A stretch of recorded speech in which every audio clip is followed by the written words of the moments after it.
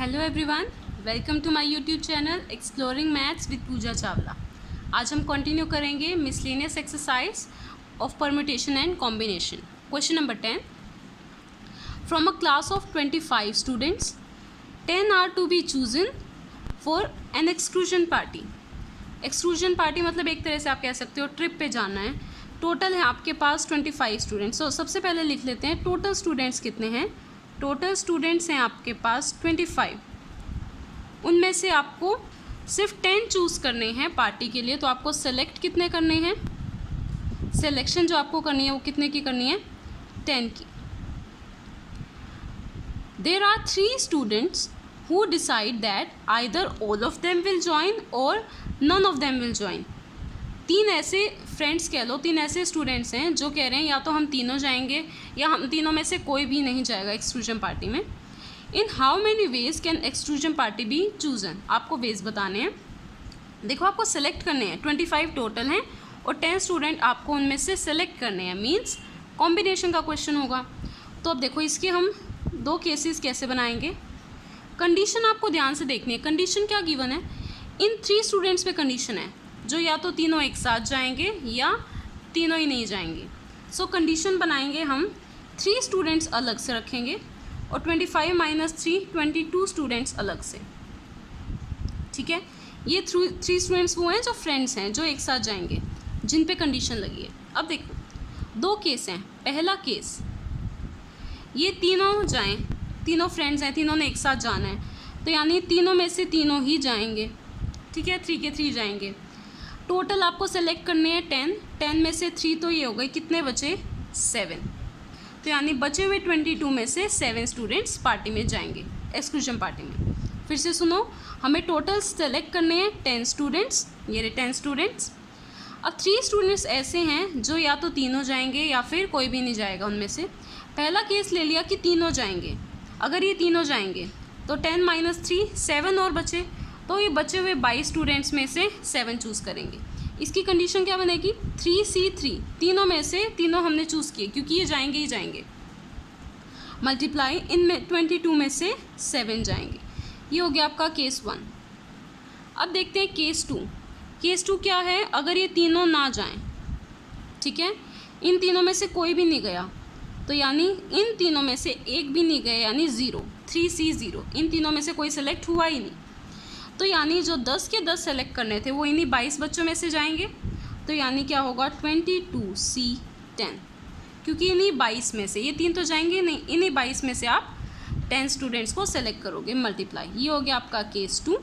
और आपको पता है केसेस को हमेशा ऐड करते हैं जब भी ऐसे 2 केसेस बने, क्योंकि इनमें से एक ही केस पॉसिबल है, या ये तीनों जाएंगे या ये तीनों नहीं जाएंगे। और वाली कंडीशन है, either 3 of them will go और दे विल नॉट गो। तो इसमें हम क्या लगाएंगे, प्लस। तो इसे सॉल्व करेंगे, केस 1 प्लस केस 2। सॉल्व करते हैं इन्हें। 3C3 आप डायरेक्ट भी लिख सकते हो, NCN आपको याद होना चाहिए, हमेशा 1 होता है, तो इसे डायरेक्ट लिख सकते हैं 1। जब ये दोनों नंबर सेम होते हैं आंसर हमेशा आता है 1। मल्टीप्लाई NCR, क्या फॉर्मूला होता है, n factorial upon r factorial and n minus r factorial, means 22 - 7 कितना हो जाएगा, 15 फैक्टोरियल। ये हो गया केस 1 प्लस 3C0, 2 मैंने याद करने के लिए कहा था, आप इसे सॉल्व भी कर सकते हो। NC0 और NCN दोनों का आंसर हमेशा क्या आता है, 1। तो यहाँ पे ये भी क्या आ जाएगा, 1 plus 22C10 n factorial upon r factorial n minus r, 22 - 10 क्या हो जाएगा, 12 फैक्टोरियल। अब बस इसे सॉल्व करना है और क्वेश्चन डन। इस 22 फैक्टोरियल को ओपन करते हैं, 22, 21, 20 एंड 19, ऐसे कर करके आप 7 तक जाओगे। आप खुद देख सकते हो कैलकुलेशन कितनी लेंदी हो जाएगी। तो आपकी बुक के पीछे भी सिर्फ इसी फॉर्म में आंसर दे रखा है, ये स्टेप लिखने की भी ज़रूरत नहीं है। आपको पता है 3C3 क्या होता है, इस लाइन को मैं यहाँ लिख रही हूँ। 3C3 होता है आपका 1 मल्टीप्लाई 22C7 प्लस, ये हो गया केस 1। सेकेंड केस 3C0 भी क्या होता है, 1 मल्टीप्लाई 22C10, ये हो गया आपका सेकेंड केस। 1 मल्टीप्लाई समथिंग, यही नंबर आएगा, प्लस अगेन 1 मल्टीप्लाई समथिंग, यही नंबर आएगा। तो ये हो गया आपका फाइनल आंसर। अब देखते हैं question number 11. In how many ways can the letters of the word assassination be arrange so that all S R together. देखो आपको वर्ड क्या दे रखा है, assassination, ASSINATION. अब हम यहाँ पे काउंट करेंगे टोटल वर्ड्स कितने हैं, ए कितनी टाइम्स रिपीट हो रहा है, एस कितने टाइम्स रिपीट हो रहा है, ये सब लिखेंगे. तो इसमें हमारे पास टोटल वर्ड्स हैं 13. assassination में टोटल 13 वर्ड्स हैं और ए रिपीट हो रहा है आपका 3 टाइम्स, एस रिपीट हो रहा है आपका 4 टाइम्स, आई रिपीट हो रहा है 2 टाइम्स एंड एन भी रिपीट हो रहा है 2 टाइम्स. सिर्फ टी एक ऐसा है जो एक भी बार रिपीट नहीं हो रहा और ओ भी रिपीट नहीं हो रहा. ठीक है, ये हमने सारी इन्फॉर्मेशन लिख ली. अब देखो आगे क्वेश्चन था कि हमें इनकी अरेंजमेंट करनी है. सबसे पहली बात, जब भी वर्ड की अरेंजमेंट करनी है तो क्या यूज़ होगा, परम्यूटेशन, क्योंकि वर्ड को आगे पीछे करने से उनका मीनिंग डिफरेंट हो जाता है. आपको विद और विदाउट मीनिंग वाले बनाने हैं वर्ड्स. अब देखो यहाँ पर ऑल एस आर टुगेदर. ठीक है, इसमें सारे एस टुगेदर एक साथ होने चाहिए. तो यहाँ पर कितने एस हैं, 4 टाइम्स एस है. तो देखो हम एक बॉक्स अलग से बनाएंगे जब सारे एस टुगेदर हैं. कितने एस हैं, 4, तो ये 4 एस टुगेदर. अब 13 में से हमने 4 वर्ड्स तो लिख लिए, बाकी कितने बचे, 9. तो 9 बॉक्स बनाओ, 1 2 3 4 5 6 7 8 एंड 9. अब देखो सिंपली हमारे पास टोटल बॉक्सेस काउंट करो. इन 4 एस को हम एक बॉक्स की तरह काउंट करेंगे. अब देखो यहाँ टोटल बॉक्सेस कितने हो गए, टोटल बॉक्सेस 10 हो गए. ये तो हमने 9 बनाए थे, 1 2 3 4 5 6 7 8 9 और ये एक बॉक्स, टोटल 10 बॉक्स हो गए. तो 10 बॉक्सेस की परमुटेशन क्या होगी, 10 फैक्टोरियल. क्यों लिख रहे हैं हम डायरेक्टली 10 फैक्टोरियल, वैसे हम ऐसे क्वेश्चंस पहले भी कर चुके हैं पर एक बार फिर से देखते हैं. सबसे पहली बात, ये बॉक्स जिसमें सारे एस हैं, ज़रूरी नहीं है ये फर्स्ट पोजीशन पे है, ये सेकंड पे भी आ सकता है, थर्ड पे भी आ सकता है, फोर्थ पे भी आ सकता है. ठीक है, और देखिए 4s लिखने के बाद 13 - 4 हमारे पास 9 वर्ड्स बचे हैं. तो इन 9 वर्ड्स को हम यहाँ लिख सकते हैं. कितने वेज हो जाएंगे, 9 फैक्टोरियल वेज और एक इसका 10th वे. तो ये टोटल कितने हो जाएंगे आपके 10 बॉक्सेस के 10 फैक्टोरियल वेज. या आप बस ऐसे ध्यान रखो क्यों आपके पास 10 बॉक्सेस हैं और इसको हमने 1 बॉक्स काउंट किया है, तो हमारे पास टोटल 10 फैक्टोरियल वेज हो गए. और जब भी लेटर्स रिपीटेड हैं तो हम हमेशा डिनोमिनेटर में लिखते हैं रिपीटेड लेटर्स. ए देखो कितने टाइम्स रिपीटेड है, 3 टाइम्स, तो नीचे लिखेंगे 3 फैक्टोरियल. एस रिपीटेड है 4 टाइम्स, बट वो एक बॉक्स में आ रहा है, इसे नहीं काउंट करेंगे. अब आ रहे हैं आई 2 टाइम्स, ये 2 फैक्टोरियल. एन भी 2 टाइम्स रिपीट हो रहा है, 2 फैक्टोरियल. ये 4 हमने एस क्यों नहीं लिए, क्योंकि यहाँ पे 4 हमने एक बॉक्स में लिए. अगर आप लिखना चाहो, अगर इसके अंडरस्टैंडिंग के लिए, तो देखो हम इसे क्यों नहीं लिख रहे. एक तो 4 टाइम्स एस रिपीट हो रहा है तो हम नीचे लिखेंगे 4 फैक्टोरियल, क्योंकि जो भी रिपीट होता है उसे हम डिनोमिनेटर में लिखते हैं. ठीक है, दूसरी बात, यहाँ 4 एस हैं, इसे भी तो हम 4 फैक्टोरियल वे से अरेंज कर सकते हैं. तो ये 4 फैक्टोरियल, तो ये 4 फैक्टोरियल और 4 फैक्टोरियल कैंसिल होकर 1 ही बन जाता है, इसलिए हम इसे नहीं लिखते. तो हमारे पास ये रह गया 10 factorial upon 3 factorial, 2 factorial and 2 factorial. बस अब इसे सॉल्व कर देते हैं. 10 factorial means 10 9 8 7 6 5 4 and 3 factorial. 3 factorial से 3 फैक्टोरियल हम कैंसिल कर देंगे. 2 फैक्टोरियल हमारा 2 होता है, 2 1s are 2. 3 फैक्टोरियल से 3 factorial cancel, 2 2s are 4 cancel. बस इन्हें मल्टीप्लाई कर देते हैं और आंसर आ जाए 151,200. ये हो गया फाइनल आंसर. अब एक मोस्ट इम्पॉर्टेंट एग्जाम्पल करने वाले हम, एग्जाम्पल नंबर 22. ये बहुत ही इंपॉर्टेंट एग्जाम्पल है, पेज नंबर 155 पे.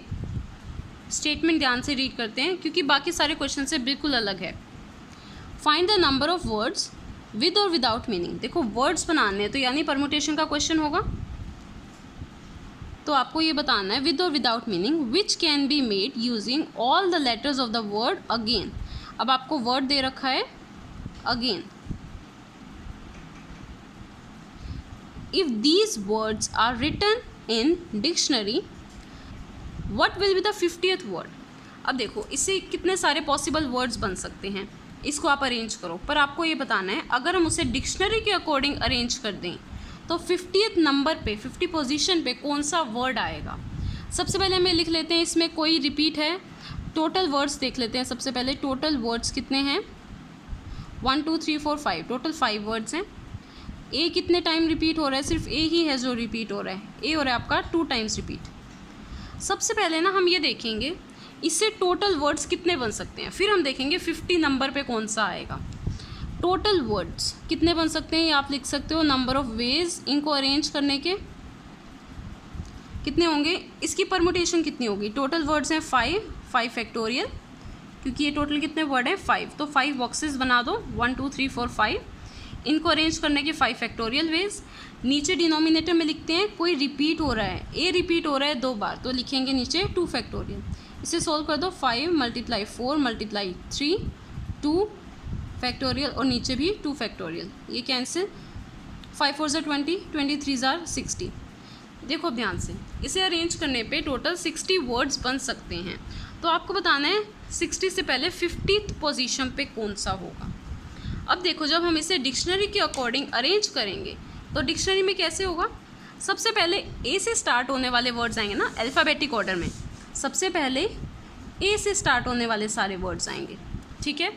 फिर अल्फ़ाबेटिक ऑर्डर में देखो क्या आएगा, आई आएगा या जी आएगा, यस जी आएगा, तो जी से स्टार्ट होने वाले वर्ड्स आएंगे उसके बाद, ठीक है, जी से स्टार्ट होने वाले जितने भी वर्ड्स होंगे। ऐसे ही थर्ड नंबर पे आई से स्टार्ट होने वाले वर्ड्स आ जाएंगे। तो आपको देखना है 50th पोजीशन पे कौन सा आएगा। तो सबसे पहले हम निकालते हैं ए से स्टार्ट होने वाले कितने वर्ड बन सकते हैं। अब देखो हमारे पास टोटल 5 वर्ड्स थे, 1 2 3 4 एंड 5। हमने फर्स्ट फिक्स कर दिया ए, क्योंकि हम क्या निकाल रहे हैं, वर्ड्स स्टार्टिंग विद ए। किससे स्टार्ट होने वाले, ए से स्टार्ट होने वाले। अब देखिए बचे हुए 4 बॉक्सेस हैं, तो इन्हें आप 4 फैक्टोरियल वेज से अरेंज कर सकते हो, 4 फैक्टोरियल। और नीचे लिखते हैं हम कोई रिपीटेड तो नहीं है, रिपीटेड तो नहीं होगा क्योंकि आपने ए फिक्स कर दिया, ठीक है, जो फिक्स कर दिया वो तो वहीं रहेगा, तो अब हम ए को रिपीटेड नहीं लिख सकते, तो इसके सिर्फ 4 फैक्टोरियल यानी 24 वर्ड्स होंगे। तो यानी ए से बनने वाले कितने वर्ड्स हो गए, 24। अब देखते हैं जी से स्टार्ट होने वाले कितने वर्ड्स बन सकते हैं, वर्ड्स स्टार्टिंग विद जी। अब देखो जी के लिए फिर से एक बार बॉक्स वाला चीज़ कर लेते हैं, 1 2 3 4 एंड 5 जी से स्टार्ट होने हैं। यहाँ पे कितने रह गए वर्ड्स, 4, तो 4 फैक्टोरियल वेज, बट डिवाइड करेंगे, रिपीटेड है कोई, यस अब है ए रिपीटेड, तो यहाँ पे इसे किससे डिवाइड कर देंगे, 2 फैक्टोरियल से। 4 फैक्टोरियल होता है आपका 24 डिवाइडेड बाय 2 यानी 12 वर्ड्स। तो यानी जी से स्टार्ट होने वाले कितने वर्ड्स हैं, 12 वर्ड्स। अब देखिए टोटल कितना हो गया, 24 + 12 हो गया आपका